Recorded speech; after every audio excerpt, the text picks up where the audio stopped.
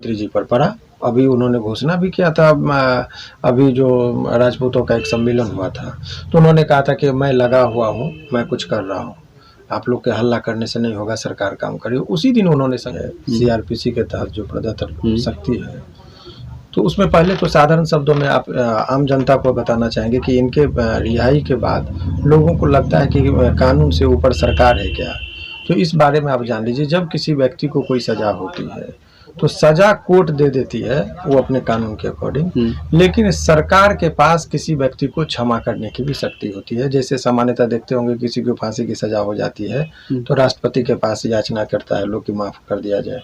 वहां से भी यदि माफी नहीं मिलती है तो लोगों को, तो सरकार के पास समुचित शक्ति होती है जो किसी व्यक्ति को संपूर्ण माफी कर दे या उनके सजा को दूसरे सजा में कन्वर्ट कर दे। जैसे किसी को फांसी की सजा है तो आजीवन कारावास में कन्वर्ट कर दे, या सजा की अवधि को कम कर दे। जैसे किसी को 10 साल की सजा है तो 3 साल में कन्वर्ट कर दे। ये संपूर्ण शक्ति सरकार के पास होती है। अब सवाल ये है कि अभी तक का जो प्रावधान है, तो इनको शुरुआती दौर में आनंद मोहन जी को जो सजा मिला था वो फांसी की सजा मिली थी। बाद में जो है सो सजा को जो है सो आजीवन कारावास में कन्वर्ट किया गया। अब यहाँ पर लोगों को एक समझने में भूल है कि आजीवन कारावास का मतलब होता है कि माननीय सुप्रीम कोर्ट ने इस पर क्लियर कर, बहुत लोगों को लगता है कि आजीवन कारावास का मतलब 14 वर्ष, कोई वो कहता है कि 20 वर्ष। ये अनेकों लोगों में एक भ्रांतियां फैली हुई है। तो इस पर सुप्रीम कोर्ट का क्लियर कट ये मामला सुप्रीम कोर्ट में पूछा कि आजीवन कारावास का मतलब क्या। तो उन्होंने व्याख्या किया, आजीवन कारावास का मतलब संपूर्ण जीवन, जितना भी उनका जीवन है वो कारावास में ही बीतेगा। ये उनका इंटरप्रिटेशन है, तो संपूर्ण जीवन। परंतु इसमें जो कारा अधिनियम जो है बिहार सरकार का, उसमें और राज्य सरकार को शक्ति सीआरपीसी के तहत जो दी गई है, उसके तहत था कि कोई भी व्यक्ति को सजा यदि आजीवन कारावास होता है तो 14 वर्ष, जैसे श्री राम को भी वनवास हुआ था 14 वर्ष, तो एक युग का कहा जाता है परिवर्तन, एक जीवन का परिवर्तन।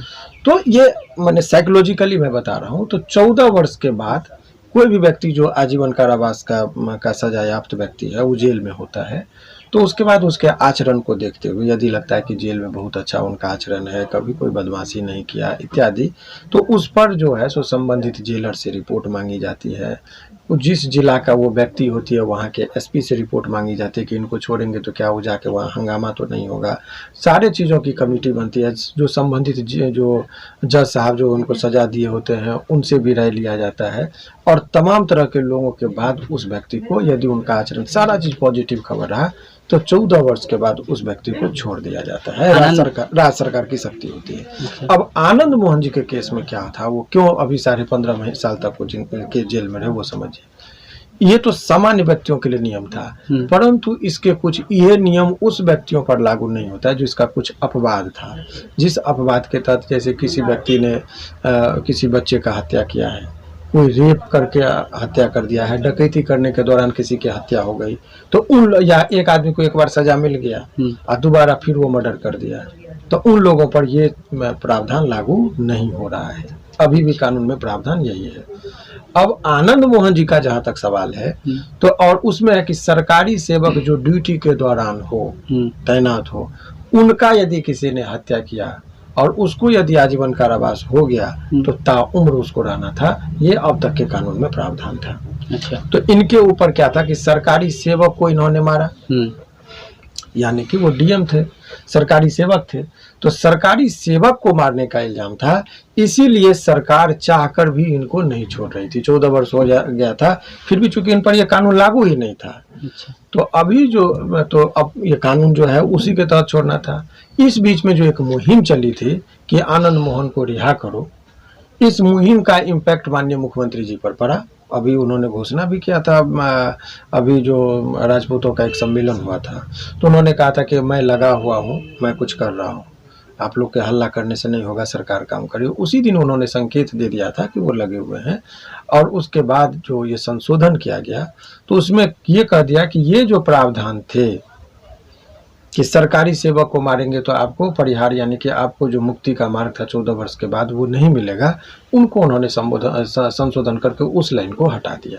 आनंद मोहन ऐसे पहले व्यक्ति जिनको इस तरह से छोड़ा जा रहा है? देखिए, तो अब जहाँ तक ये जो राज्य सरकार के द्वारा जो क्षमादान की शक्ति है, तो अनेकों लोगों को मिलता रहा है। जैसे सामान्य लोगों को तो बहुत लोगों को मिला जो 14 वर्ष से निकल गए आजीवन कारावास वाले, लेकिन वो सरकारी सेवक की मामला नहीं थी।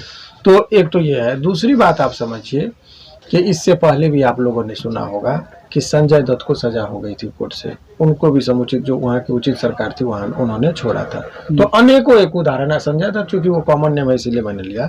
इस तरह का हजारों संख्या में लोग हैं जिनको आजीवन कारावास के बाद भी छोड़ा गया। तो मतलब सर आनंद मोहन के लिए ये कानून बदला गया। अब देखिए, आनंद मोहन के लिए कानून का बदलने का जहाँ तक बात है, तो इस बात में कहने में कोई अतिशयोक्ति नहीं है कि ये एक मुहिम आनंद मोहन को रिहाई करने के लिए ही चल रही थी। तो जब फॉर्मूला बनता है, उस फॉर्मूला के अंतर्गत जितने लोग बैठ गए वो लोग छूट गए।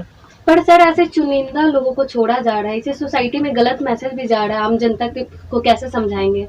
उन्हें तो ये लगेगा ना कि जो पॉलिटिकल है उन्हें छोड़ा जा रहा है। आनंद मोहन की रिहाई पे जो हंगामा भी हो रहा है, देखिए ये दो और इसे जातिगत रंग भी दिया जा रहा है, स्वर्ण वर्सेस दलित किया जा रहा है। देखिए बहुत अच्छी बात है आपका। देखिए सरकार की कुछ शक्तियां होती है, तो सरकार को जब आप चुनते हैं, सरकार आप और हम बनाते हैं, तो सरकार की जो शक्ति है, तो अब कोई आदमी, कोई एक साधारण एग्जांपल समझिए कि ड्राइवर जब गाड़ी चलाता है तो आप कहेंगे हॉर्न कहाँ बजाना है वो आप नहीं तय करेंगे, वो तय करेगा। ब्रेक कहाँ लगाना है, एक्सीलेटर कहाँ दबाना है। तो जब आपने गाड़ी देने से पहले आपको सोचना है कि ड्राइवर में रखना है कि नहीं उसको। ठीक उसी तरीके से सरकार को जब आपने चुन के सरकार के तौर पर आपके वोट से जब वो बनते हैं, तो अपने उनको कुछ शक्ति मिली है, उस शक्ति का इस्तेमाल करते हुए उन्होंने जो है सो इसको छूट किया है। अब यदि आपने कहा कि ये जातीय रंग में दी जा रही है, तो ये बात में कहने में कोई ये अतिशयोक्ति नहीं है कि आदमी के पावर, पोजीशन इत्यादि से लोग कन्विंस होते हैं। अब सरकार को देखना है कि भाई ये कानून जो आपने बनाया वोट बैंक की राजनीति है, तो वोट बैंक को बढ़ाने घटाने की ये तो पॉलिटिकल बयान है, तो उस पर हमारा कोई टीका टिप्पणी नहीं होगा।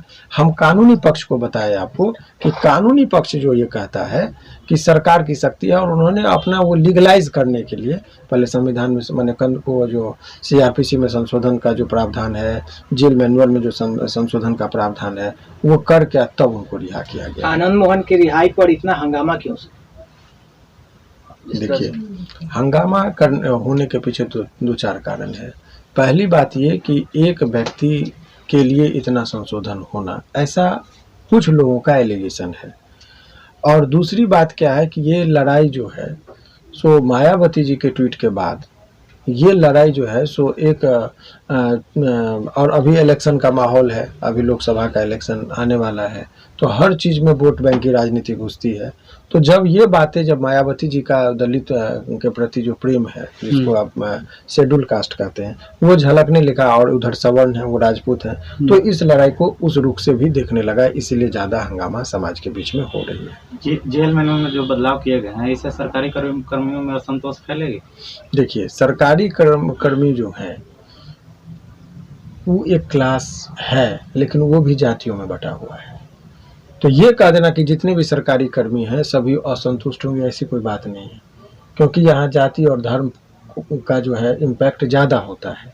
तो वहाँ सरकारी कर्मी में भी जो कुछ लोग अपने अपने विचार, जो जिस जाति के हैं उसी के अकॉर्डिंग स्टेटमेंट दे रहे हैं, उनकी संतुष्टि और असंतुष्टि का आधार भी वही हो रहा है। लेकिन वो तो असुरक्षित महसूस करेंगे ना, क्योंकि एक DM भी थे, उनकी हत्या हुई है, और उसके बाद तो वो असुरक्षित महसूस करेंगे कि अब तो मेरा भी हत्या होगा तो ज़्यादा सजा नहीं हो, सरकार चाहेगी तो छुड़ा लेगी हमको। ये कुछ हद तक आपका बात जो है सो बिल्कुल सही है कि असंतुष्ट होंगे। एक जो लोगों में संशय होगा, आम जनता में भी लगेगा कि अब सरकारी कर्मचारी को भी मारेंगे तो माफ़ी देने की शक्ति है, और इस तरह के बहुत से लोग पावरफुल हैं या जातीय चीज़ लोग हैं जो सरकार पर दबाव बनाने के लिए इस तरह का आंदोलन चलाएगा कि हमारे नेता को रिहा करो। तो ये सब एक समस्या है जो सरकार के स्तर का है, उस पर सरकार को ही अपना पक्ष रखना चाहिए। कानूनी तरीके का जो संशोधन किया गया है वो मैंने आप लोगों के सामने रखा। सर सबसे बड़ा सवाल, जो IPS जी का हत्या हुआ है, तो उनका परिवार चाहे तो सुप्रीम कोर्ट, हाई कोर्ट जाकर फिर से आनंद मोहन पे कोई कार्रवाई कर सकते। उनकी बेटी ने कहा है कि वो सुप्रीम कोर्ट जाएंगे, तो आगे क्या होगा? देखिए, जाने के लिए, सुप्रीम कोर्ट जाने के लिए, हाई कोर्ट जाने के लिए, जनहित याचिका के लिए कोई परिवार का ही व्यक्ति होना आवश्यक नहीं है। कोई भी व्यक्ति जा सकते हैं। इवन कि कोर्ट अपने से भी संज्ञान ले सकती है। जब ये मामला चर्चा में है तो कोर्ट को सकती है, जब कभी भी कोई कानून बनता है तो उसको यदि वो न्याय संगत है कि नहीं है उसको चेक करने की शक्ति ऑनरेबल हाई कोर्ट को भी है और सुप्रीम कोर्ट को भी है। यदि वो चाहें तो स्वतः भी संज्ञान ले सकते हैं। लेकिन जहाँ तक रही उनकी बच्ची या उनके परिवार के लोग का जाने के बाद, तो उनको जाने से कोई रोक नहीं सकता है। किसी को कोई कोर्ट जाने से नहीं रोक सकता है। वो शक्ति है, उनका अधिकार है और वो जा सकते हैं। तो क्या आनंद मोहन जी को महंगा पड़ेगा? देखिए, जब आदमी जेल से बाहर निकलता है तो एक रिलैक्स होकर निकलना चाहता है बहुत। लेकिन अभी जो प्रक्रियाएं हैं, इस प्रक्रिया में आप देखेंगे कि वो निकलने के बाद हाई कोर्ट और सुप्रीम कोर्ट की बातें चल रही है, तो वो उनके लिए सुखद नहीं है। वो मुश्किल का दौर फिर से आ सकता है। हाई कोर्ट और सुप्रीम कोर्ट के पास असीम शक्ति है। इस कानून को निरस्त करेंगे तो फिर वो भी चले जाएंगे जेल। तो ये सब तो परिस्थिति पर निर्भर करता है कि कोर्ट में क्या बातें रखी जाती है। तो कहीं ना कहीं इस तरीके से खतरा इतना उत्पन्न जरूर हो रहा है जो उनको फिर से जेल के तरफ कानून में बदलाव करने से पहले सरकार को कमेटी बनाना चाहिए था या नहीं? देखिए, ये कानून बनाने से पहले उनको बदलाव करने से पहले उन्होंने जो भी प्रक्रियाएं अपनानी थी अपनाए।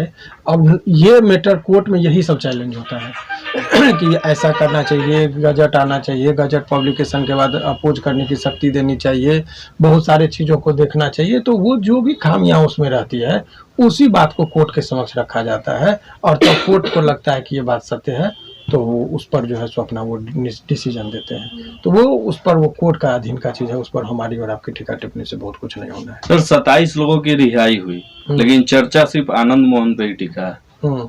तो इस पे सर और लोगों जैसे और भी बहुत सारे लोग छूटे हैं, उन पे हंगामा नहीं हो रहा, केवल आनंद मोहन पे ही हंगामा। लोगों का सर यह भी कहना है कि बड़े लोगों के लिए अलग ही कानून बन गया। देखिए, ये आम जनता है। यहाँ लोकतंत्र में जो वोट देता है वो आम जनता देता है। कोई जरूर नहीं कि बहुत पढ़ा लिखा और इंटेलेक्चुअल लोग ही वोट देते हैं। तो समान तबके के लोगों के जहन में ये बैठ जाएगा कि बड़े लोगों के लिए कानून अलग है, तो उससे सरकार को खतरा होती है, उसके प्रति लोगों को नफरत होती है, उससे सरकार को घाटा होता है। तो ये सरकार को अपना घाटा और नफा का सोचना है। लेकिन ये बात तो सत्य है कि एक लोगों के बीच में ये एक वहम की स्थिति उत्पन्न हो सकती है जिस तरीके से है। लेकिन सरकार की दूसरी तरफ ये भी समझना होगा कि सरकार की शक्ति है और सरकार को शक्ति है तो वो अपनी शक्ति का उपयोग की है। उसकी आलोचना होती है तो सरकार फिर रिवोक भी करती है। तब तो सरकार को देखना होगा कि वो क्या करती है। सर, क्या सरकार अपनी राजनीतिक फायदा के लिए कानून पे सवाल खड़ा करते हुए माफियाओं का हौसला बुलंद कर रही है? देखिए, ये जो आपका प्रश्न है बिल्कुल कंप्लीटली ये पॉलिटिकल प्रश्न है। इसके लिए आपको उचित आंसर उनके प्रवक्ता लोग ही देंगे। लेकिन ये बात सत्य है कि यहाँ पर लोकतंत्र में वोट बैंकिंग का ख्याल रखा जाता है और वो भी एक पहल हो सकता है। तो इस तरीके से जो है सो आप मान के चल सकते हैं कि कुछ ना कुछ पॉलिटिकल इम्पैक्ट भी होता है इस तरह के संशोधन के पीछे। यदि कोई मंत्री लोग का हत्या होता है तो उसके लिए क्या प्रावधान है सजा का? डीएम के जैसा ही, जैसे आनंद मोहन के जैसे डीएम के हत्या करने पर आनंद मोहन के सजा? देखिए, सरकारी सेवक के लिए था और मंत्री वगैरह को जो है सो सरकारी सेवक की कैटेगरी में नहीं रखा गया है। और उसमें भी दिया कि सरकारी सेवक जो ड्यूटी के दौरान मौजूद हो। अब सरकारी सेवक है, घर पर छुट्टी में गए और वहां पर उनको व्यक्तिगत लड़ाई हो गई और मारे गए, तो उस पर यह कानून लागू नहीं था। सरकारी सेवक जो ड्यूटी के दौरान है